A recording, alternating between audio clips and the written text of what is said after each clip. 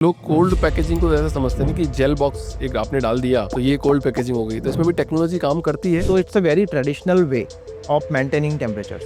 2 to 8 degree के temperature होता है, 2 से 8 डिग्री मेंटेन करना होता है वैक्सीन का और इंसुलिन्स का at any point of time to take care of all this things, and because of that they are using our thermal ballot covers. Vinayak ji एक रिपोर्ट पढ़ रहा था, उसके अंदर बताया कि लगभग इंडिया हर साल 13,000 करोड़ रुपए खो देता है बिकॉज ऑफ कोल्ड चेन की कोई इशू की वजह से। क्या है वो और कैसे खो देता है? That is bitter truth of Indian pharmaceutical companies. Her podcast में बिटर ट्रुथ निकल के आता है। 10 ईयर में सबसे बुरी चीज क्या हुई? वी थॉट कि चलो एक खुद का फैक्ट्री बनाते हैं, एंड इन सितंबर 2022 फैक्ट्री तो बन गया, हमने शिफ्ट भी कर दिया, and with in 7 days factory got fired. जितना आप गोल फोकस्ड हो उतना गोल फोकस्ड रहा कैसे जाएगा इतने डिस्ट्रक्टिव वर्ल्ड के अंदर? सबसे पहला तो एक ही है कि आप सोशल मीडिया से दूर हो जाओ। बट द फाउंडर्स ड्रीम जरूर देखो।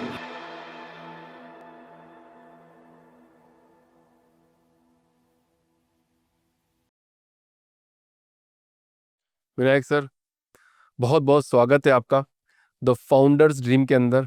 एक छोटी सी कम्युनिटी बन चुकी है हमारी। सारे फाउंडर्स इस पॉडकास्ट को देखते हैं और एस्पायरिंग फाउंडर्स भी इस पॉडकास्ट को देखते हैं।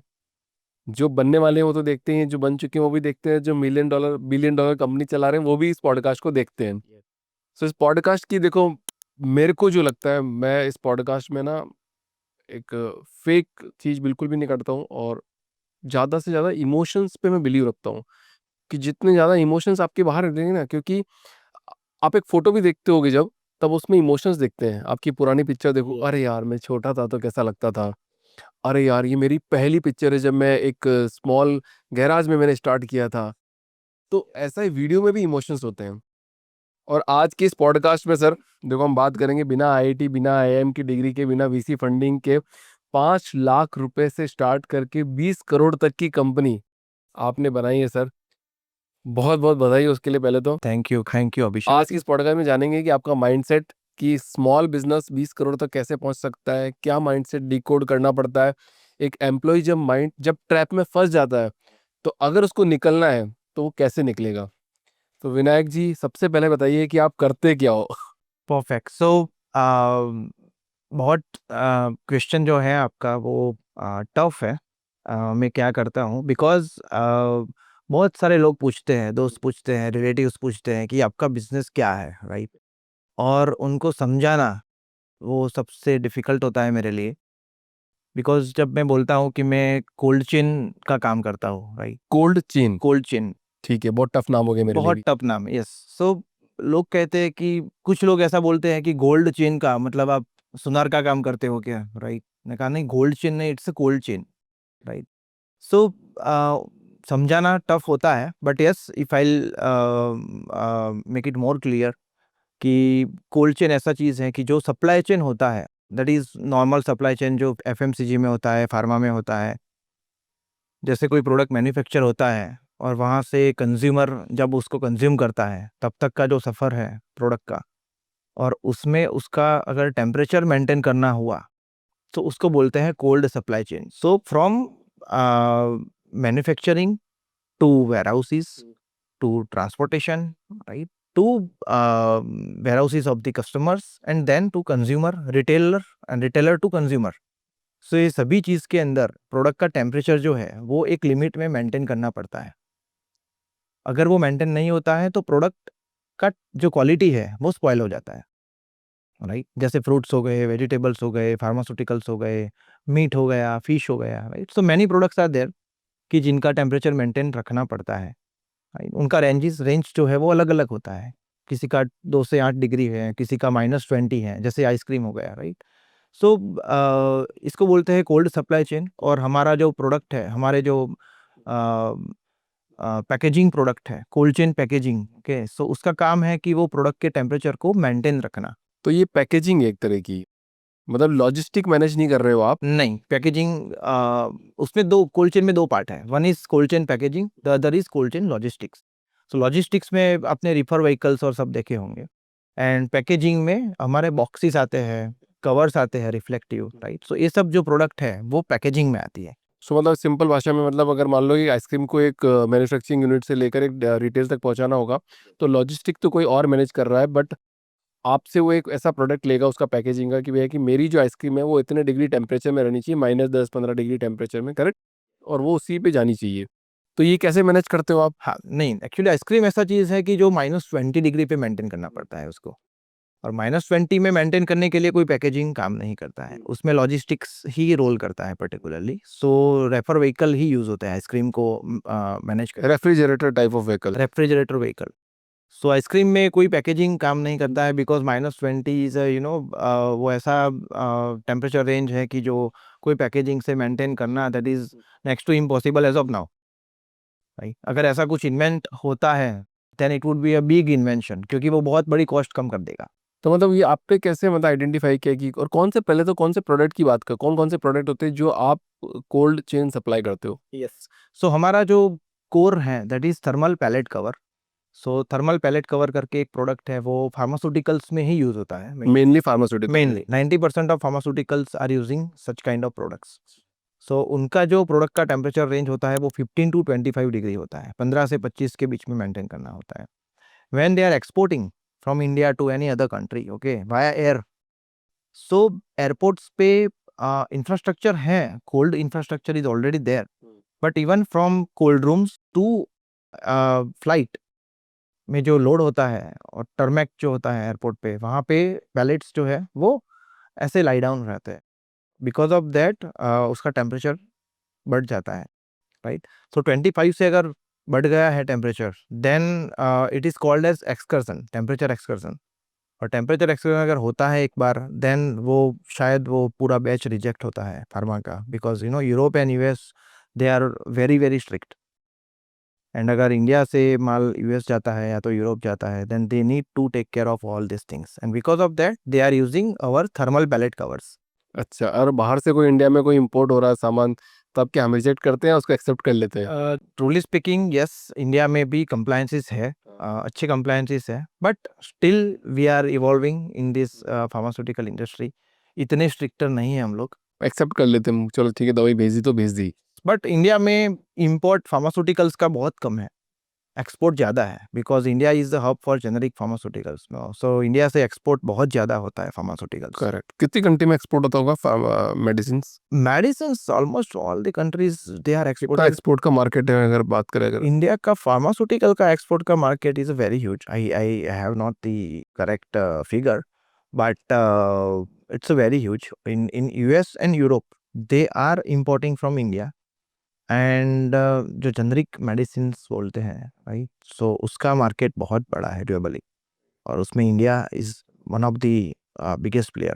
अच्छा, लोग कोल्ड पैकेजिंग को ऐसा समझते नहीं कि जेल बॉक्स एक आपने डाल दिया तो ये कोल्ड पैकेजिंग हो गई, तो इसमें भी टेक्नोलॉजी काम करती है, और कैसे काम करती है? यस। सो जनरली क्या होता है कि जेल पैक्स एंड थर्मोकोल के बॉक्सेस आपने देखे होंगे, right? So it's a very traditional way of maintaining temperatures, okay. 2 to 8 degree के टेम्परेचर होता है, 2 से 8 डिग्री मेंटेन करना होता है वैक्सीन्स का और इंसुलिन्स का, और बहुत सारे प्रोडक्ट्स है कि जिसका टेम्परेचर है वो 2 से 8 डिग्री के बीच में ही रहना चाहिए at any point of time, from manufacturing to consumer, okay. अभी क्या होता है कि वो thermocol boxes and gel pack को रखने से उसका टेम्परेचर 2 से 8 मेंटेन नहीं होता है। अगर होता है तो वो 5 से 6 घंटे तक होता है। उसके बाद वो 8 से ऊपर चला जाता है या तो 2 से नीचे चला जाता है। मतलब कुछ टाइम लिमिट ही है उसमें, मतलब? उसमें टाइम लिमिट है, क्योंकि जो वाटर बेस्ड जेल होता है उसका जो melting point and freezing point is same, it's 0 degree, and because of that जो टेम्परेचर है वो 0 डिग्री पे ही टिका रहता है बहुत घंटे तक, 24 टू 27 आवर्स तक। Then it comes like down, and then 8 degree से अब चला जाता है। So it is not able to maintain the 2 to 8 degree of temperature. वो बहुत ट्रेडिशनल वे है, which is used by in Indian pharmaceuticals, that is bitter truth of Indian pharmaceutical companies. बहुत सारी बिटर ट्रुथ, ट्रुथ तो इतने हैं sir कि मतलब हर पॉडकास्ट में एक बिटर ट्रुथ निकल के आता है। तो मेरे को तो लग रहा है कि हम क्या कर रहे हैं, मतलब हम एज ए इंडियन फाउंडर्स हम क्या प्रॉब्लम को सॉल्व करने की कोशिश करते हैं। आप कंटिन्यू कीजिए इस बात को, आप कर रहे थे जो। वो बिकॉज वो सस्ता है, वो जो सॉल्यूशन है, थर्मोकोल का बॉक्स है और एक आइस जेल पैक ले लिया, so वो सॉल्यूशन 200-250 रुपये में ख़त्म हो जाता है, राइट? एंड वो सबसे सस्ता सॉल्यूशन होने की वजह से डोमेस्टिक मार्केट में वो वाला सॉल्यूशन ही चलता है। बट अगर वही कंपनी एक्सपोर्ट कर रही है, then they will use high end solutions, जो अभी मैं आपको बताने जा रहा हूँ, वो 1500 से 2000 रुपये से स्टार्ट होता है वो सॉल्यूशन, राइट। उसमें पीसीएम यूज होता है। PCM means that is face change material. So face change material जो होता है उसका मेल्टिंग पॉइंट अलग होता है एंड फ्रीजिंग पॉइंट अलग होता है, right. So they freeze at -20 degrees and melts at +5 degrees. So उसको चार्ज करने में -20 डिग्री में रखना पड़ता है चार्ज करने के लिए, एंड देन +5 डिग्री वो टेम्परेचर मेंटेन करता है, राइट। सो 2 से 8 डिग्री, अगर 24 आवर्स का है सॉल्यूशन, 48 आवर्स का है, 72 आवर्स का है, 96 आवर का है, या तो 120 आवर्स का है, वो मेंटेन करता है 2 to 8 डिग्री पर्टिकुलरली। सो उसकी वजह से क्या होता है कि फार्मास्यूटिकल का जो मेडिसिन का जो पोटेंसी है, उसका जो इफेक्टिवनेस है, वो ऐसा ही रहता है, बरकरार रहता है। राइट। किसी ने मैं किसी में पॉडकास्ट में सुना था कि किसी ने बोला कि इंडिया की मतलब सबसे खतरनाक मतलब बैड चीज़ क्या है, तो किसी ने बोल दिया जनसंख्या। बहुत जनसंख्या है तो हर चीज़ मतलब कैसे भी बेच दो, कुछ भी कर दो, या इतनी बड़ी जनसंख्या है कि कंप्लाइंसेस थोड़ा फॉलो, क्योंकि अपने आज़ाद में कितने 77 ईयर के आसपास ही हुए हैं, ज़्यादा हो गए वैसे तो देखा जाए तो, इतने दिन में चेंज हो जाना चाहिए था, बट स्टिल अभी हम 2047 का वेट कर रहे हैं। ठीक है, और देखते हैं वहाँ पे हम कैसे पहुँचेंगे। तो इंडिया में तो ह्यूमन लाइफ्स को मतलब बहुत प्रायोरिटी भी नहीं देखा गया। ठीक है, जिंदा है तो जिंदा है, मर यस, गया तो मर गया। यस। मैं यहाँ पे इस फाउंडर्स ड्रीम पॉडकास्ट में उन बंदों से बात करने की कोशिश करता हूँ जो प्रोडक्ट के पीछे हैं, कि आपका क्या मिशन विजन है, क्या है। अब मुझे बताओ कि कोल्ड चेन जो आपने प्रॉब्लम सॉल्व करी, तो आप इसमें आए क्यों? ओके, सो बेसिकली मैं फार्मास्यूटिकल बैकग्राउंड से हूँ। अच्छा, फादर वगैरह, यस, सो या आप नहीं, आपने किया उसमें मैंने काम? बीफार्म किया हुआ है। अच्छा। सो डेफिनेटली उसमें कुछ इतना पढ़ाई नहीं किया है, that is the again bitter truth, right. उतना पढ़ाई बीफार्म में नहीं किया था। देन एमबीए मार्केटिंग किया है। So I got a job in Zydus. Me pharma में क्या पढ़ाते हैं, मतलब क्या फार्मा मीन्स फार्मास्यूटिकल में क्या पढ़ाई? का मेडिसिन्स का रहता है, राइट। देन एनाटॉमी रहता है, ह्यूमन का जो बॉडी है उसके रिलेटेड, मतलब it's a half of medical science. अच्छा, half medical. Yes, yes, yes, because you need to understand each and everything about medicines. जो बी फार्मा करके निकलते हैं वो क्या बनते हैं? वो जनरली फार्मासिस्ट कहलाते हैं, एंड वो फार्मास्यूटिकल कंपनीज में अगर प्रोडक्शन डिपार्टमेंट है तो उसमें जॉब करते हैं, क्वालिटी डिपार्टमेंट में जॉब करते हैं, then in sales as a medical representative. वो सेल्स में भी जॉब करते हैं? Yes, okay. Yes. So B pharmacy have मतलब मैनी स्कोप्स। इवन जो फार्मास्यूटिकल फार्मा का जो स्टोर होता है, वो स्टोर में भी फार्मासिस्ट रहते हैं, राइट। सो फार्मेसी का it's a very good field to understand and to explore the market and industry. Correct. तो आपने इसमें प्रॉब्लम्स देखी इसमें, तब जाके आप इसमें क्या प्रॉब्लम देखी थी? या सो मैं फार्मास्यूटिकल कंपनी में as a medical representative in sales I was working, okay. तो जो डिस्ट्रीब्यूटर्स होते हैं फार्मा के, उनके यहाँ ऐसे thermocol boxes and gel packs रहते हैं बहुत सारे। करेक्ट, ऑल मेडिकल स्टोर्स पे होंगे सर। मेडिकल स्टोर पे भी होते हैं और डिस्ट्रीब्यूटर्स के यहाँ तो हजारों की संख्या में होते हैं, राइट। और वो डिस्कार्ड कर देते हैं उसको। तो वो डिस्कार्ड करते थे, मैं देख रहा था कि ये प्रोडक्ट, ये चीज़ है क्या? आई वांटेड टू अंडरस्टैंड कि ये है क्या चीज़, राइट। तो पता चला कि ये आइस जेल पैक है, और आइस जेल पैक जो है वो प्रोडक्ट को, फार्मास्यूटिकल प्रोडक्ट को ठंडी रखने के लिए यूज़ होता है, right. So at that time I thought कि ये प्रोडक्ट में अगर मैं कुछ स्टार्ट करूँ, राइट, तो देखते हैं क्या होता है क्या नहीं, राइट। फिर मैंने ट्राई किया कि ये प्रोडक्ट को बनाते कैसे हैं, क्योंकि वो एक पाउच है, पानी का जैसे पहले पाउच आता था वैसे ही जेल का पाउच था, राइट। सो आई थॉट कि जेल कैसे बनाते हैं, क्या होता है, क्या नहीं। सो उसके अंदर थोड़ा डीप में गया तो मुझे पता चला कि एक जेल की फ़ॉर्मूला है पर्टिकुलरली, बहुत ईज़ी फ़ॉर्मूला है। पानी के अंदर एक पाउडर डाल दिया तो जेल बन गया है।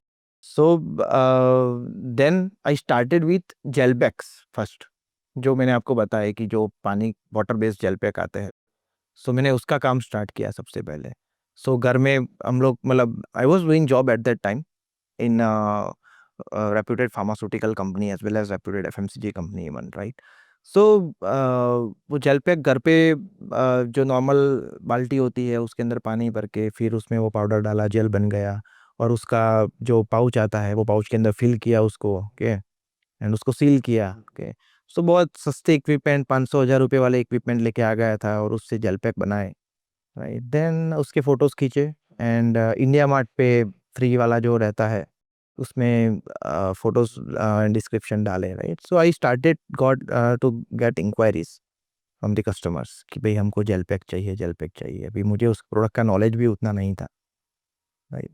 Even I was from pharma background, but pharma background को अगर मैं समझा हूँ तो ये इंडस्ट्री में आने के बाद ज़्यादा समझा हूँ। करेक्ट करेक्ट, मतलब जितने भी लोग हैं ना, मतलब जो एस्पायरिंग फाउंडर बनने वाले, जिनको लगता है कि यार हमारे पास तो कुछ भी नहीं है, हमको कुछ नहीं आता है, हम कुछ नहीं कर सकते, मैं बोल रहा हूँ they are the most luckiest person in this world. मतलब अगर आपके पास कुछ नहीं है ना, तभी जाके आप कुछ बना पाओगे, कुछ कर पाओगे। आप ये सोचो कि आप पहले ही सोने के चमचम पैदा हो जाओ, फिर आपकी लाइफ और हेल हो जाएगी। बहुत लोगों की हेल हुई है, अरे ठीक है, और बहुत पैसा बहुत पैसा बहुत पैसा, अब उन पास क्यूरियोसिटी नहीं है कुछ बनाने की, और मैं कुछ बहुत बना दूं। तो आज तक तो हमने कोई ऐसे फाउंडर्स नहीं देखे हैं जो ऑलरेडी बहुत करोड़पति है और उनसे और करोड़पति निकल रहे हैं। हमेशा यही देखा गया है कि जिसके पास कुछ नहीं है, जो सीख रहा है, उसी ने हमेशा बिलियन डॉलर कंपनी बनाई है, उसी का नाम हमेशा आगे आता है। तो लोगों को ये समझना होगा कि आपको वरदान मिला है, कि भैया कि आपको कुछ बनाने की अपॉर्चुनिटी मिली है, आपको फेल होने की अपॉर्चुनिटी मिली है, आपके पास सब कुछ है, आप सब कुछ कर सकते हो। यहाँ पे एक बात आती है कि ग्लोबल फाउंडर सोचते हैं कि सिर्फ आईआईटी आईआईएम वाले ही डीप टेक टेक्नोलॉजी के अंदर जा सकते हैं। तो आप उन लोगों को क्या मैसेज देना चाहोगे आप इस पॉडकास्ट के माध्यम से? Yes. So IIT and IIM से जो लोग बाहर निकलते हैं, right, so definitely they are doing very well, and वो लोग अच्छी कंपनी बना सकते हैं। एंड इन्वेस्टर्स भी ऑल्सो इंटरेस्टेड होते हैं कि मैं आईआईटी आईआईएम वाला अगर बंदा है तो मैं उसमें इन्वेस्ट करूँ। और जो लोग एक नॉर्मल यूनिवर्सिटी से पास आउट होते हैं, जैसे मैं हुआ हूँ, सो जिसका फीस 50,000 रुपीज़ था, राइट? अभी तो मेरे बच्चे का फीस 2 लाख रुपया है per month, per year, okay? उसका वो अभी 4th स्टैंडर्ड में है, 2-2.5 lakh. And I studied from MBA college where the fees was 50,000 rupees per semester, okay? So 2 lakh रुपए में पूरा एमबीए का कोर्स खत्म।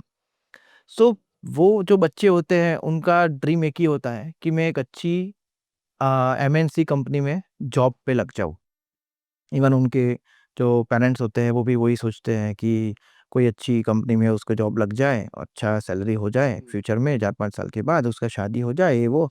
And then they they think like इतना ही सोच सकते हैं वो लोग। इवन यूनिवर्सिटीज़ भी क्या करती है, यूनिवर्सिटीज़ भी 70 टू 80% प्लेसमेंट करवाती है कंपनीज़ में, राइट? सो प्लेसमेंट भी हो गया, बच्चे को जो चाहिए था, उसको जॉब चाहिए था, वो भी मिल गया। यूनिवर्सिटी को जो चाहिए था कि प्लेसमेंट 70-80% करवाना है, वो भी हो गया। पेरेंट्स भी खुश। So everyone is getting happy here.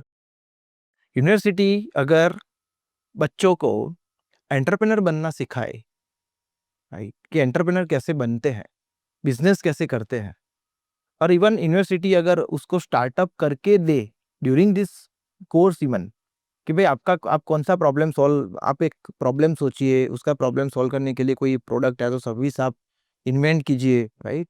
And आपका एक कंपनी बिल्ड कीजिए। एंड अगर आप यहाँ से बाहर निकलते हैं कॉलेज से, जब आप पास आउट होके बाहर निकलते हैं, then the students will have their own company, right? So that is my message. अगर बंदा अगर कोई यूनिवर्सिटी ऐसा करती है कि स्टूडेंट्स को बिजनेसमैन बनाती है या तो एंटरप्रेन्योर बनाती है, भले ही छोटा हो, right? So after 5 years down the line वो कोई एक मुकाम पे पहुंच गया होगा। राइट, जैसे बैंगलोर में कुछ कॉलेजेस है, जैसे एबीबीएस कॉलेज है, और आई थिंक गिब्स है। पूरा एंटरप्रेन्योरशिप पे कॉलेज है उनका, मतलब वो पूरा, मतलब उनका ऐसा कॉलेज है कि आप जाके सड़क पे बेचना भी सिखाएंगे, आपको सब कुछ करना सिखाएंगे। तो देर आर सम कॉलेजेस अभी still they are doing it. ऐसा होना चाहिए। Correct. So that is my thought कि ऐसा नहीं है कि आईआईटी आईआईएम करने के बाद या तो कोई बंदा बिजनेस कर पाएगा, ऐसा नहीं होता है। जनरली कोई भी आदमी, कोई भी बच्चा, और इवन कोई भी मिडिल क्लास फैमिली बैकग्राउंड से अगर कोई है, तो अगर वो चाहे, अगर उसने सोच लिया है कि मुझे बिजनेस करना है, तो डेफिनेटली वो कर सकता है। उसको जॉब अगर करता है, अगर वो जॉब पे लग भी गया है और उसको वो ट्रैप से बाहर निकलना है, तो वो 1 सेकंड में निकल सकता है, बोल के कि चलो मैं रिज़ाइन करता हूँ, I am going to start my own business. Definitely initially 3 to 5 years will be very tough. It is not like that कि भाई आपको पहले से ही आप बहुत बड़े फाउंडर है, सीईओ बन गए हैं, वो है, ऐसा नहीं होता है। इट्स अ ट्रू स्ट्रगल, कि जिसमें आपको कोई संडे नहीं देखना है, कोई फेस्टिवल नहीं देखना है, राइट? आपका फैमिली क्या कर रहा है, आपके दोस्त क्या कर रहे हैं, आपको नहीं देखना है, राइट? 24/7 एंड 365 डेज आपको अगर काम करने का तैयारी है, then definitely you can be a successful entrepreneur, okay? लेकिन अगर आपको कंफर्ट जोन में ही रहना है, आपको मोबाइल देखना है, आपको रील्स देखना है, फेसबुक करना है, इंस्टाग्राम करना है, घूमने भी जाना है, राइट? टूर्स करने हैं दोस्तों के साथ, पार्टीज करनी है, then job is good for you, right? So but yes, जो लोग चाहते हैं कि मुझे बिजनेस करना है, मुझे कुछ बनना है लाइफ में, for them you know it is not like that कि आपको कोई यूनिवर्सिटी से, कुछ बड़ी यूनिवर्सिटी से पास आउट करना है, ऐसा नहीं होता है। कुछ करने के लिए सब कुछ छोड़ना पड़ता है। सब कुछ छोड़ना पड़ता है। You need to sacrifice each and everything from your life. एक ही चीज़ पे अगर आप फोकस कर सकते हैं, देन कुछ नहीं रोक सकता है आपको। अब आप बताओ, सेल्फ ड्रिवन बिजनेस करने के लिए क्या 3 पिलर सबसे इम्पोर्टेंट है? सो सेल्फ ड्रिवन बिजनेस के लिए सबसे पहला पिलर है, एक तो है quality, right? So quality of product, quality of packaging, quality of communication with your customers, with your vendors, with your employees, right? So quality ऐसा नहीं है कि क्वालिटी अकेला मैं प्रोडक्ट की ही बात करता हूँ, प्रोडक्ट की क्वालिटी है, नहीं। प्रोडक्ट की क्वालिटी सेट करने के लिए बहुत सारे पैरामीटर्स होते हैं, वो पैरामीटर्स को आप सेट कीजिए आपके यहाँ। आपके अगर मैन्युफैक्चरिंग है तो मैन्युफैक्चरिंग, सर्विस है तो सर्विस में, राइट? देन क्वालिटी ऑफ कम्युनिकेशन के लिए आपको आपकी टीम को ट्रेनिंग देना पड़ेगा प्रॉपर, कि जिससे वो कम्युनिकेशन अच्छा दे कस्टमर्स को, उसके पास प्रोडक्ट का नॉलेज हो, उसके पास इंडस्ट्री का नॉलेज हो, he is good dressed, right, when he is going with the customer. So ये सब चीजें हैं कि जो क्वालिटी के पैरामीटर्स है, okay? Then second pillar is innovations and inventions. You need to innovate continuously. आपका जो एग्जिस्टिंग प्रोडक्ट है तो सर्विस है, उसमें क्या आप नया लेके आते हैं, what is the need of the market. Market का आज का नीड है और कल का नीड है, वो अलग रहने वाला है, राइट? सो कल का जो उसका नीड है वो आज अगर आप देख पाए और उसके हिसाब से अगर आप इनोवेशन कर पाए प्रोडक्ट में, then you will be the number one at the in this industry particularly, okay? Invention की बात करूँ तो अगर कोई ऐसा प्रॉब्लम अगर आप देख पाते हैं कि जो प्रॉब्लम एग्जिस्ट करता है बट उसका कोई सॉल्यूशन नहीं है मार्केट में, and if you are going to invent something new, then it is going to be a very good invention for you. You can like apply for patent, and you can do wonders with the invented products here. Vinayak ji, एक report पढ़ रहा था, उसके अंदर बताया कि लगभग India हर साल 13,000 करोड़ रुपए खो देता है बिकॉज ऑफ कोल्ड चेन की कोई इशू की वजह से। क्या है वो और कैसे खो देता है? So that is the dark side of our industry. Third dark side. Yes. So 13,000 crore is not a small amount India is losing because of non-maintaining the cold chain. Okay. So cold chain में क्या होते हैं कि cold chain में infrastructure is something very important. आपका cold storage आपने देखे होंगे कि जिसमें फ्रूट, वेजिटेबल्स और एग्रीकल्चर प्रोडक्ट्स रखते हैं उसके अंदर। सो कोल्ड स्टोरेज एक इंफ्रास्ट्रक्चर का पार्ट है। देन ट्रांसपोर्टेशन इज समथिंग कि जो कोल्ड चेन का पार्ट है, कि जिसमें एक वेयर हाउस से दूसरे वेयर हाउस पे जाता है, या तो रिटेल्स में जाता है, होलसेल्स में जाता है, राइट? और तीसरा पार्ट है उसका technology in the cold chain, okay? So warehouses अगर हम देखें कोल्ड स्टोरेज तो इंडिया में कम है। No doubt government is supporting them, government support कर रही है, सब्सिडी दे रही है, सब कुछ कर रही है, बट फिर भी हमारे पास कोल्ड स्टोरेज बहुत कम है इंडिया में। दूसरा चीज़ है कि ट्रांसपोर्टेशन। सो ट्रांसपोर्टेशन के लिए जो रेफर व्हीकल रहते हैं, देन पैकेजिंग, जो हमारा बिजनेस है कोल्ड चेन पैकेजिंग का, सो उसके भी बहुत कम सोर्सेस अवेलेबल हैं इंडिया में। बिकॉज ऑफ दैट डिले हो जाते हैं शिपमेंट्स, ओके? हमारे रोड्स इतने अच्छे नहीं हैं, गांव की बात करें तो उसकी वजह हाईवे से। तो बहुत अच्छे हैं बट यस, रोड्स गांव में अच्छे नहीं है। गांव में अच्छे नहीं है, और कोल्ड स्टोरेज ज़्यादा तक गांव में होते हैं, गांव के आसपास में होते हैं। इवन जो एग्रीकल्चर लैंड है that is in villages, okay? So village से कोल्ड स्टोरेज और कोल्ड स्टोरेज से सिटी में आने में बहुत टाइम लग जाता है, और वो टाइम ज़्यादा लगने की वजह से जो फूड्स जो होते हैं, वेजिटेबल्स एंड फ्रूट्स, वो स्पॉइल हो जाते हैं, राइट? तीसरा चीज़ है फार्मास्यूटिकल। सो फार्मास्यूटिकल की अगर बात करें तो उसमें स्पॉइल अगर प्रोडक्ट हुआ है कि नहीं हुआ है, वो देख के पता नहीं चलता है, क्योंकि अगर वो लिक्विड है तो वो लिक्विड ही रहने वाला है, उसका फेस चेंज नहीं हो रहा है। जैसे आइसक्रीम है, आइसक्रीम -20 है, अगर वो प्लस में चला गया गर्मी की वजह से तो वो लिक्विड हो जाने वाला है, तो वो कोई खाएगा नहीं। चॉकलेट है तो इट विल लाइक मेल्ट हो जाएगा, मेल्ट हो पूरा जो जाता है है। पूरा।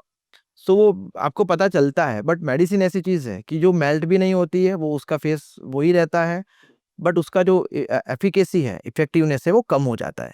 तो इतना नॉलेज मतलब आपने कैसे लिया, आपने बिजनेस कैसे सीखा, आपको कैसे पता चली कि ये सब चीज़ें करनी होती है? क्या आपका कोई मेंटर रहा इसमें, या आपको किसी ने ग्रो करने में आपको हेल्प किया इसके अंदर? यस, सो टेक्निकली अगर मैं बात करूँ कोल्ड चेन की, तो लोगों से मिलके ही, कस्टमर्स के आप ज़्यादा मीटिंग करते हैं, वेंडर्स से ज़्यादा मीटिंग करते हैं, मिलते हैं लोगों को, तो आपको ज़्यादा पता चलता है प्रोडक्ट के बारे में या तो इंडस्ट्री के बारे में। बट बिजनेस की अगर बात करें तो बिजनेस एमबीए में या तो कोई स्कूल में नहीं सिखाया जाता है एक्चुअली। उसमें पर्टिकुलरली आप जानते होंगे कि उसमें मार्केटिंग या तो सेल्स या तो एचआर या तो फाइनेंस, कोई पर्टिकुलर टॉपिक आपको चूज करना होता है and you need to learn that topic only. So अगर मेरी बात करूँ तो मेरे दो मेंटर रहे हैं, that are they are youtubers like you. Okay, so one is Sandeep Maheshwari. So I feel कि he is my guru. Okay, and he is a like spiritually I learn a lot of things from him. Okay, और कैसे ethically business करना है, that I learn from his videos. Sandeep Maheshwari ji से। संदीप महेश्वरी के I think जितने भी videos है सब मैंने देखे हुए हैं, और सिर्फ देखे नहीं है लेकिन वो मैंने इम्प्लीमेंट भी किया है सब कुछ लाइफ में, right. And many things I learn from him. And the other person is doctor Vivek Bindra. These two are, just they had some controversy, but they are my gurus. So मैं I follow them since 2015। 2015 से मैं दोनों को follow कर रहा हूँ। And doctor Vivek Bindra का मैंने 2018 में एक कोर्स किया था। अ, और वो that was a life changer for me. Okay, because I I मुझे वो भी नहीं पता था कि एम्प्लॉय को हायर कैसे करते हैं। मेरे माइंडसेट में एक ही था कि बिजनेस दैट मीन्स एंटरप्रेन्योर, मैं अकेला ही सब कर दूंगा, और मैं वही कर रहा था, right. But after doing that course I understood कि टीम से काम होता है, राइट। अगर आप ऐसा बिजनेस कर सकते हो कि आप अगर 100 दिन तक, अगर 100 दिन तक भी आप आपका फ़ोन स्विच ऑफ करके कहीं चले गए हो, फिर भी आपका बिजनेस वही पेस से चल रहा है और वैसे ही ग्रो हो रहा है। अगर आप ऐसा कुछ सिस्टम प्रोसेस बिजनेस में इम्प्लीमेंट कर सकते हो, then you are the true entrepreneur, right. So that I learn from doctor Vivek Bindra's course. Okay, and then I started implementing all the fundamentals of entrepreneurship and marketing ke, then HR ke, hiring people and everything. And then I felt कि business अभी grow हो रहा है। So these two are the main mentors for me. Still I am following them, and very good. The content is wonderful to implement into the business. If you are really want to implement, then it is very good. बहुत बढ़िया sir. तो इतने बड़े दो दो दिग्गज महानुभावों का video देख के आपने एंटरप्रेन्योरशिप सीखी है, और आज हमारे पॉडकास्ट में आप आए हो, तो वो कैसा लग रहा है? बहुत अच्छा लग रहा है, बहुत इंस्पायरिंग लग रहा है। और आपका जो द फाउंडर्स ड्रीम जो चैनल है, वो मुझे लग रहा है तब तक it will be a biggest university for the people who want to do that business and who want to grow their career into the entrepreneurship. Okay, so आज नहीं तो कल ये चैनल आपका जो है वो एक बड़ा यूनिवर्सिटी बन के बाहर आएगा। बहुत बढ़िया सर। तो आपको कब लगा कि आपको एम्प्लॉय को हायर करना है, मतलब किस पॉइंट पे लगा? या सो आई स्टार्टेड इन 2015। 15 में मैंने स्टार्ट किया, एंड 2019 तक तो मैंने अकेले ही बिजनेस चलाया, कि जिसके अंदर इनवॉइस बनाने का काम से लेके ईवे बिल बनाने का काम है, प्रोडक्शन में बंदों को हैंडल करने का काम है। They are blue collar, right. So उनको हैंडल करना है, उनको सैलरी देना है, फिर ड्राइवरों से बात करना है, माल निकला है तो कहाँ पहुँचे हैं, क्यों नहीं पहुँचे, क्या हुआ क्या नहीं हुआ। तो ये सारी चीज़ें मैं अकेला ही करता था। कि इवन मार्केटिंग मार्केटिंग में डिज़ाइनिंग हो गया, सो एडोब फ़ोटोशॉप मैंने सीख लिया। कैटलॉग डिज़ाइन करना सीख लिया, कैटलॉग को प्रिंट करवाने भी मैं जाता था। फिर वो लेके एग्ज़िबिशन्स होते हैं हमारे B2B में, कोल्ड चेन में। एग्ज़िबिशन्स में ही मैं जाता था, खुद जाके खड़ा हो जाता था, कस्टमर को कन्विंस करता था। एक तरफ कस्टमर से बात कर रहा हूँ, एक तरफ फ़ोन पे कस्टमर से फ़ोन पे भी बात कर रहा हूँ, एक तरफ ड्राइवर से भी बात कर रहा हूँ। So I was doing alone everything. So after doing that course of Dr. Vivek Bindra, I understood कि how I should hire the employees.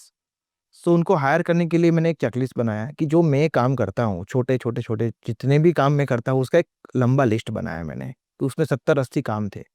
उसमें से मैंने सोचा कि कौन से ऐसे काम होने चाहिए कि जो मेरे लिए इम्पोर्टेंट नहीं है, अगर कोई और बंदा है वो भी कर सकता है।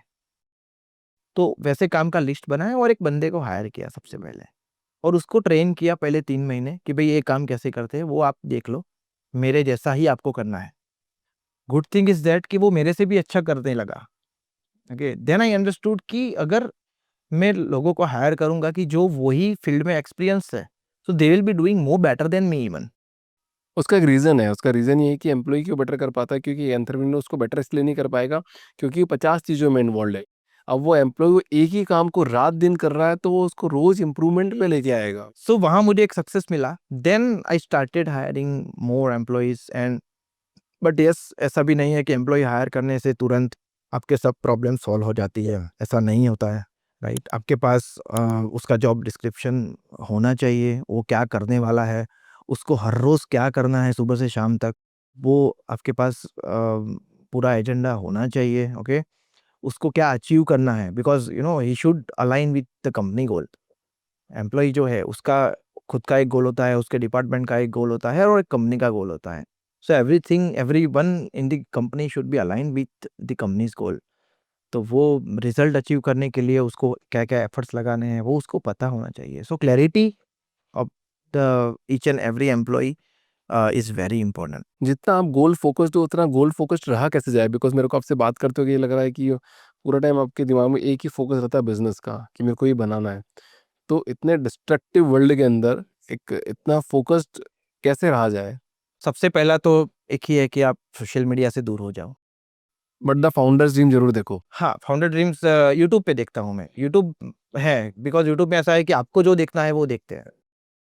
और ये जो फ़ेसबुक, इंस्टाग्राम है उसमें ऐसा नहीं होता है, उसमें उनको जो दिखाना है वो देखते हैं आप, right? So it is not there in my phone, मैं डिलीट रखता हूँ।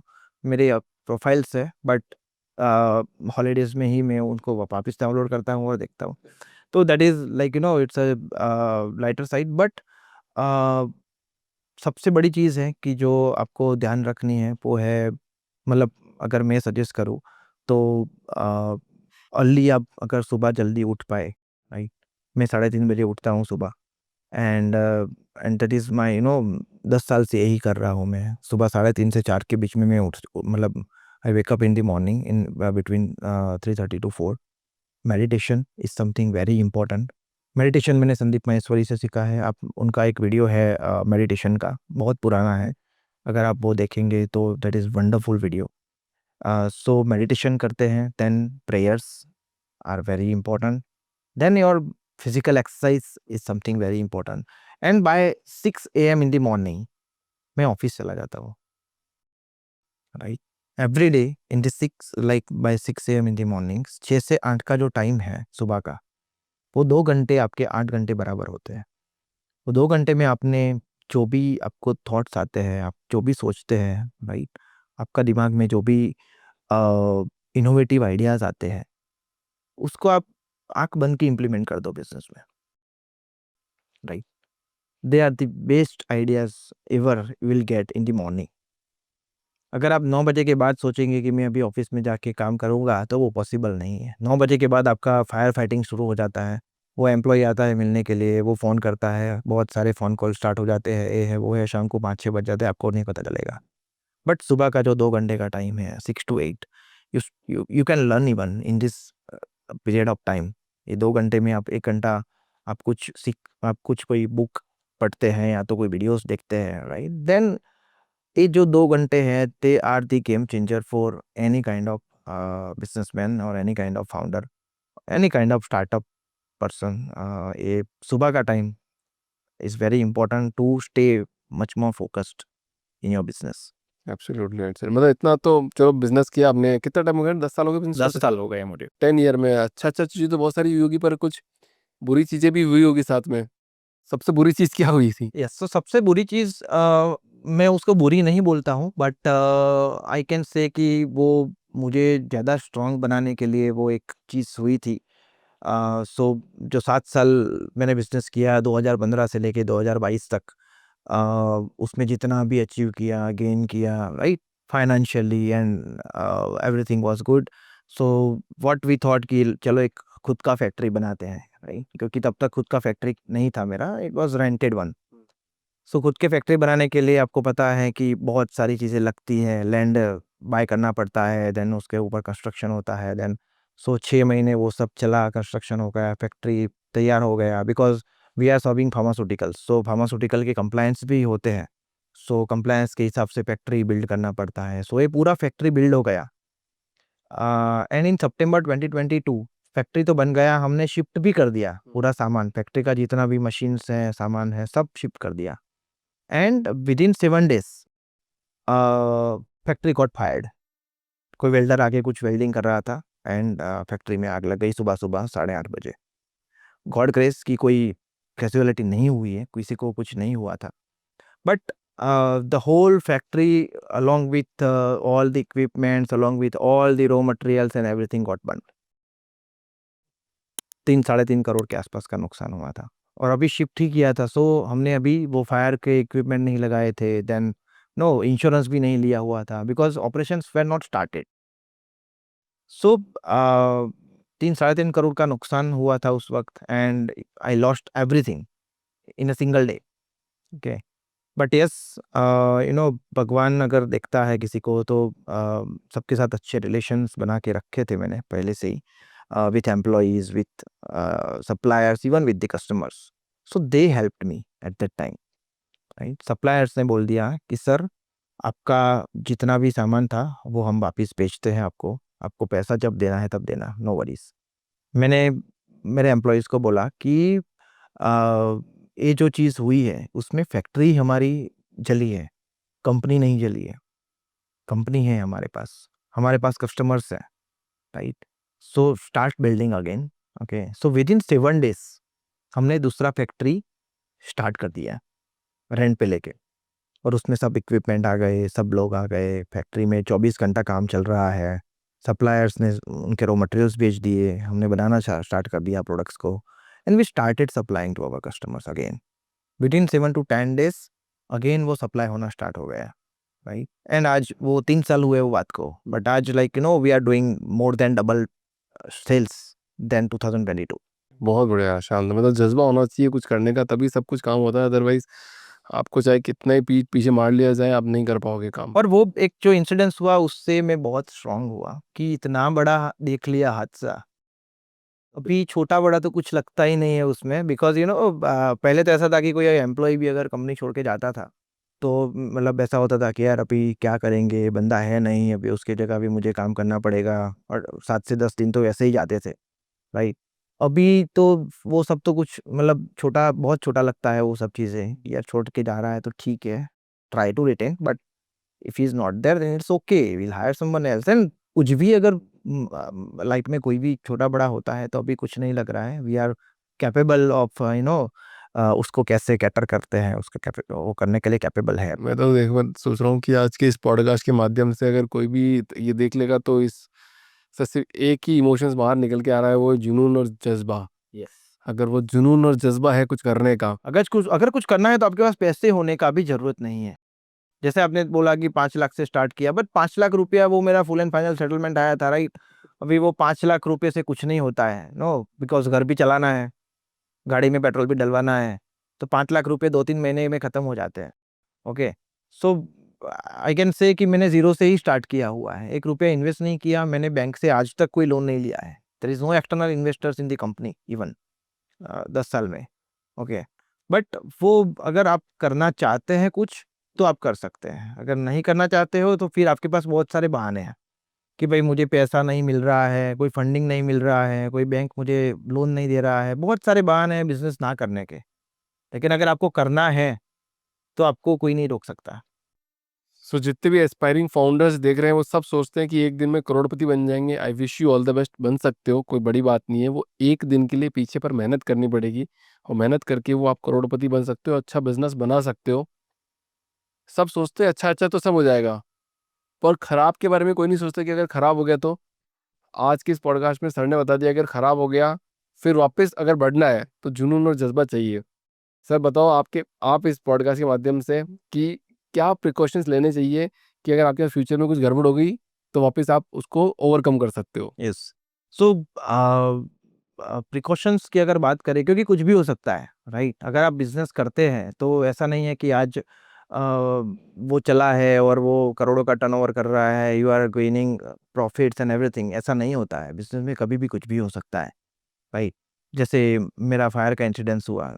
So you should have a good relations, you should be ethical first.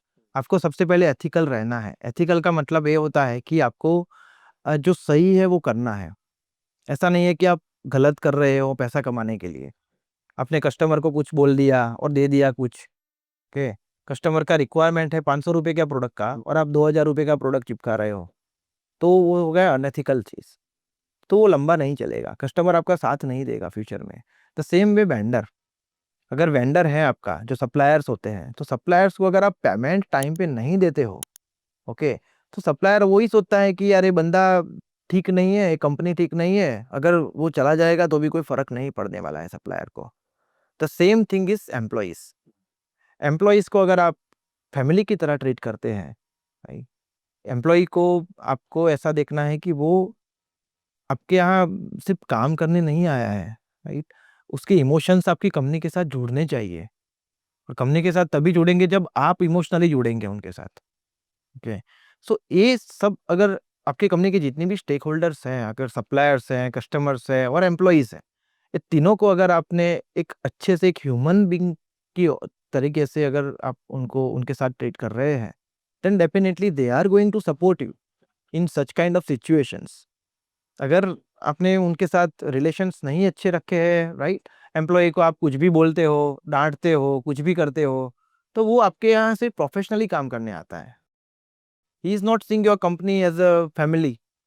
वो देखता है कि भाई मैं सुबह 9 से 6 काम करके मैं चला जाऊंगा, कंपनी का जो होना है हो, सैलरी लेके मैं खुश हूँ, ठीक है? बट अगर एम्प्लॉई आपके बिना रात देर तक भी आपको पूछे बिना काम करता है, सुबह जल्दी आ जाता है, रात को देर रात तक काम करता है, right? Then you can understand कि एम्प्लॉई का आपके साथ बहुत अच्छा गहरा रिश्ता है। और वो एक ज़रूरी है, एम्प्लॉई, सप्लायर एंड कस्टमर, ये तीनों को आप अगर एक अच्छा कनेक्शंस बना के चले, अगर अच्छे रिलेशंस बना के चले, तो they will support you in each and every time. Even आपका अच्छे दिन चल रहे हैं, अच्छा बिजनेस चल रहा है, तब तो डेफिनेटली वो लोग आपको सपोर्ट करेंगे ही। बट वो समय होता है कि तब आपको उनको सपोर्ट करना होता है। जब कंपनी अच्छा कर रही है तब आप उनको सपोर्ट कीजिए, जितना भी आप सपोर्ट कर सकते हैं, राइट? सप्लायर को टाइम पे पेमेंट देके, ओके? कस्टमर को टाइम पे गुड अच्छा प्रोडक्ट एंड सर्विस देके, ओके? एंड एम्प्लॉइज को टाइम पे सैलरीज देके, उनको और बेनिफिट्स देके कि जिससे उनका लाइफ और बेहतर हो पाए। एंड देन अगर बुरा समय आता है आपका, तो वही लोग आपको हेल्प करते हैं। एंड ऐसे ही कंपनी चलता है और ऐसे ही लाइफ चलता है एक्चुअली। तो विनायक सर कुछ 4-5 सवाल और है आपसे रैपिड फायर के लिए, ठीक है? तो ये बताओ आप कि अगर मान लो 1 डिग्री सेंटीग्रेड ऊपर नीचे हो जाता वैक्सीनेशन के वो जो वैक्सीन आई थी उसके बैच में, तो क्या पूरा माल खराब हो सकता था? नहीं, ऐसा नहीं होता है एक्चुअली। 3 से 5 डिग्री का टॉलरेंस लिमिट होता है हर एक प्रोडक्ट्स के अंदर, हर एक फार्मास्यूटिकल में। बट अगर आप कंप्लायंसेस देखें, तो 1-2 डिग्री भी ऊपर नीचे जाता है तो उसका एक समय होता है, टाइम होता है कि भाई 1-2 डिग्री ऊपर गया है तो वो 1 आध 2 घंटे के लिए जाता है तो वो चलता है। लेकिन वो 7-8 घंटे के लिए 1 आध 2 डिग्री ऊपर गया है, देन उसका जो प्रोडक्ट का एफिकेसी है वो डाउन होने लगता है। पोटेंसी जो बोलते हैं उसको, कि अगर आप दवाई लेते हो तो उसका असर भी होना चाहिए बॉडी पे। आप दवाई लेंगे उसका कोई असर ही नहीं होता है, दैट मीन्स कि कोल्ड चेन में कुछ ना कुछ गड़बड़ हुई है। तो अगर मान लो कि अगर प्रॉपर कोल्ड चेन पैकेजिंग नहीं की जाए और उसके बिना अगर मेडिसिन ट्रैवल करती है तो उससे कुछ इम्पैक्ट पड़ता है, आदमी के शरीर पे भी इम्पैक्ट पड़ जाएगा? शरीर पे कोई इम्पैक्ट नहीं पड़ेगा, लेकिन कोई असर भी नहीं होगा दवाई का, राइट? उसका कोई साइड इफेक्ट नहीं होता है, बट उसका जो इफेक्ट होना चाहिए वो भी नहीं होता है, ठीक है? तो क्या पता चलेगा मतलब कि जो मेडिसिन है प्रॉपर स्टोरेज करके आई हुई है लास्ट तक? एज अ कंज्यूमर अगर हम देखें तो ऐसा पता तो नहीं चलता है कि वो right from manufacturing to medical store वो पूरा कोल्ड चेन मेंटेन हुआ है कि नहीं हुआ है वो आपको देख के तो नहीं पता चलता है, बट उसके लिए आप एक अच्छा फार्मेसी स्टोर है कि जो वहाँ पे एयर कंडीशन है फैसिलिटी, तो एटलीस्ट वो 15 to 25 तो मेंटेन है, क्योंकि air condition is 15 to 25, right? So at least वो तो मेंटेन है। देन आपको देखना है कि वो जो दवाई है उसका लेबलिंग, उसका एक्सपायरी डेट क्या है, ओके। देन उसका सील है वो ओपन तो नहीं है, ब्रेक नहीं हुआ है, वो भी एक देखना है। मोस्ट इम्पोर्टेंटली ये भी मेरे साथ इंसिडेंस हुआ था कि मैं हॉस्पिटल का नाम नहीं दूंगा, बट डॉक्टर ने कुछ प्रिस्क्राइब किया मुझे, एक मेडिसिन प्रिस्क्राइब किया, और मेडिकल स्टोर उसका ही हॉस्पिटल का मेडिकल फार्मेसी था, और उसके अंदर फार्मासिस्ट काम करते थे। तो फार्मासिस्ट ने ऐसा किया कि मुझे कुछ और दवाई दे दी, राइट? और हम लोग कभी प्रिस्क्रिप्शन देखते नहीं है, वो दवाई जो होता है उसके पीछे वो लोग एक स्टिकर लगाते हैं जिसमें लिखते हैं सुबह एक और रात एक लेना है, ठीक है? तो फिर मैंने वो दवाई ले भी ली रात को, ठीक है? देन आई फेल्ट कि कुछ हो रहा है, मतलब my body is not well. ये दवाई लेने के बाद कुछ गड़बड़ हुआ है रात को 11-12 बजे, okay. Then I saw the prescription, doctor का प्रिस्क्रिप्शन देखा और मैंने दवाई देखा, तो वो अलग थे, okay. So then I realise कि ये ऐसा हुआ है कि डॉक्टर ने लिखा कुछ प्रोडक्ट है, मतलब कोई और कंटेंट है, और जो फार्मासिस्ट ने जो दिया है वो कुछ और मॉलिक्यूल है, okay. Then I called the hospital, तो हॉस्पिटल ने बोला कि ये बड़ा गलती हो गया है हमसे सर, आप कल आ जाइए हम आपको। मैंने कहा मैं कल तो आऊँगा, लेकिन मैं अगर जिंदा आऊँगा तो आऊँगा ना, राइट? दे टोल्ड कि सर आपको कुछ नहीं होगा, वैसे आपका एज 36-35 के आसपास है, तो आपको कुछ नहीं होगा। मैंने कहा कि अगर कोई बूढ़ा होता और उसने तो प्रिस्क्रिप्शन देखा भी नहीं होता, वो रात को हर रोज लेता होगा और वो मर जाता, तो आप क्या करते? They told sir extremely sorry, अभी हम लोग ये इश्यू है वो हमारा डिस्कस करेंगे मैनेजमेंट के साथ, उनको बताएंगे कि ऐसा ऐसा गलती हुआ है। और पता भी नहीं चलता है, पता भी नहीं चलेगा ना कि वो जो बूढ़ा आदमी मर गया वो किस वजह से किस मरा। वजह से मरा वो भी नहीं पता चलेगा। तो आज का एक मैसेज है मतलब सारे लोगों के लिए, अगर डॉक्टर का प्रिस्क्रिप्शन आ रहा है और जो फार्मेसिस्ट आपको दवाई दे रहा है उसको 2 बार चेक करो, खुद से चेक करो, खुद से समझ में नहीं आ रहा तो 2 लोगों से और चेक करो कि भैया सही दवाई है या नहीं है। That is the biggest message actually I want to convey here, कि अगर आप डॉक्टर कुछ भी प्रिस्क्राइब करता है तो वो एक तो डॉक्टर के जो हैंडराइटिंग है, हमेशा वो पुराना है, डॉक्टर का हैंडराइटिंग है, वो आप पढ़ नहीं पाते हैं, okay. But I don't know why, ऐसा क्यों है, ओके। सो एक तो ये चीज़ है, और डॉक्टर ने जो प्रिस्क्राइब किया है और वो जो दवाई फार्मासिस्ट ने दिया है वो सेम है कि नहीं है। Even mg you need to check, doctor ने लिखा है कि 40 एमजी और यहाँ पे 60 एमजी वाला टेबलेट दे दिया है, तो भी वो प्रॉब्लम हो सकता है। So better you check the label, you check the prescription, you check the store, store में अगर एयर कंडीशन है that is good. Even storage condition जो लेबल पे लिखा होता है, कि उसमें लिखा होता है कि store in 2 to 8 degree, right? Store at room temperature, okay. So 2 to 8 degree वाली जो दवाई होती है वो आपको रेफ्रिजरेटर में रखना होता है। रेफ्रिजरेटर का जो नीचे का पोर्शन होता है, अभी तो ऊपर का भी होता है, बट नीचे का जो रेगुलर जहाँ पे हम लोग मिल्क रखते हैं, that is 2 to 8 degree. Correct. पर सारी दवाइयाँ तो आई थिंक ड्रॉवर में पड़ी रहती है ना, सब लोगों के हर घर में एक दवाइयों का भंडार होगा, वो एक ड्रॉवर के अंदर पड़ी होगी, फिर वो पूरे साल भर ऐसे ही पड़ी रहेगी, फिर आप बीमार हो गए वो दवाई ढूंढोगे, वो निकाल के आप खा लोगे। हाँ, और देखेंगे तो वो एक्सपायर है, तो आपको नया ही लाना पड़ेगा। मतलब लास्ट टाइम पे खाई जाती है मतलब वो दवाई। सो बेटर कि आप ऐसे दवाइयों को स्टोर मत करें, उसका काम खत्म हो गया है तो उसको एटलीस्ट डिस्कार्ड कर दें आपके घर से, ओके।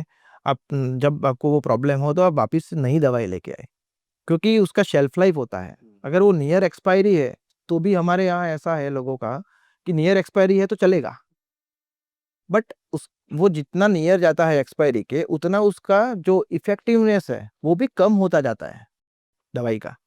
सो बेटर कि आप उसको नया ही लेके आए जो लेटेस्ट है, ओके। और अगर वो स्टोरेज कंडीशन उसका 2 to 8 डिग्री है, then keep it into your refrigerator, उसको रेफ्रिजरेटर में रखें। कहीं लोग ऐसे होते हैं कि वो डीप फ्रीजर में रखते हैं, ऊपर जो डीप फ्रीजर रहता है जहाँ आइसक्रीम होते हैं वहां पे दवाइयों को रखते हैं -20 में। -20 उसका कंडीशन है ही नहीं, तो वो हो जाता है टेम्परेचर का इनकर्जन। उसको रखना है 2 से 8 डिग्री के बीच में, उसको रख दिया -20 में, तो वो हो जाए टेम्परेचर इनकर्जन होता है, और इनकर्जन की वजह से the same the effectiveness of the drug is getting lost, वो लॉस्ट हो जाती है, ओके। नहीं जी, बहुत शानदार, बहुत अच्छा बिजनेस कर रहे हैं। और करते रहिए ऐसे ही, 20 करोड़ से 200 करोड़ बनाइए, फिर एक बार पॉडकास्ट में आइए और लोगों को बताइए कैसे बनाते हैं, अभी 5 से 20 है, 20 से 200 कैसे 20 से बनाते हैं। 200 कैसे बनाते हैं उसके लिए हम तो डिस्कस थैंक करेंगे you sir. So much thank for you coming very here. Much. और बहुत सारी चीज़ें आज आपने नई बताई है फार्मास्यूटिकल के बारे में, यस सर। जो नई बात है, जो कोल्ड चेन सप्लाई, यस, ये एक नई टर्म निकल के आई है, उसका थंबनेल भी यही बनाना, cold chain supply. Thank you so much cold sir. Supply chain. Thank cold you supply. Abhishek ji.